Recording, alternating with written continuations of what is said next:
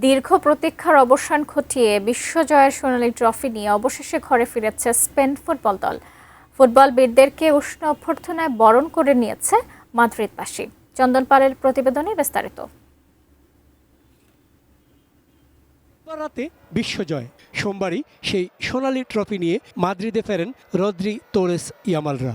বিমান থেকে যখন একে একে নেমে আসছিলেন তারকারা, পুরো স্পেন তখন তাদের নাম ধরে চিৎকার করছে।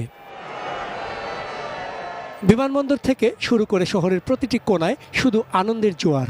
বিশ্বজয়ীদের এক নজর দেখতে মাদ্রিদের রাজপথে লাখো অনুসারী ভিড় করেন। আমি বুঝি নির্মাণের শিল্প, সালাম স্টিল বোঝে ডিউরেবিলিটি। সালাম স্টিল, মোস্ট ডিউরেবল স্টিল। শুরুতেই ফুটবল বীরেরা দেখা করেন স্পেনের রাজা ষষ্ঠ ফিলিপ ও রাজ পরিবারের অন্যদের সাথে।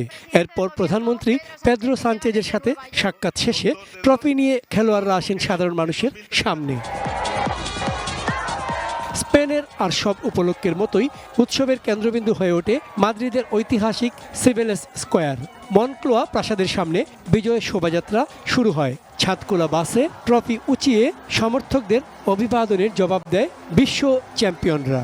অধিনায়ক রদ্রির নেতৃত্ব আর তরুণ বিস্ময় লামিন ইয়ামালের জাদুর মুগ্ধতা ভক্তদের চোখে মুখে। রাজকীয় এই উৎসবে 10 লাখের বেশি মানুষের সমাগম ঘটে।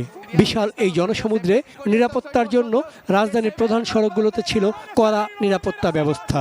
তবে স্প্যানিশদের উল্লাস বা উৎসবের আমেজে তাতে এতটুকু ভাটা পড়েনি।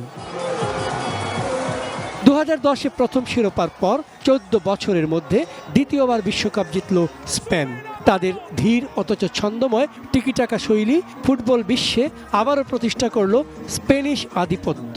সেই আনন্দে মাদ্রিদিস্তা বা মাদ্রিদবাসীর উদযাপনও হলো বাঁধ ভাঙা। চন্দন পাল, ডেস্ক রিপোর্ট, এটিএন নিউজ।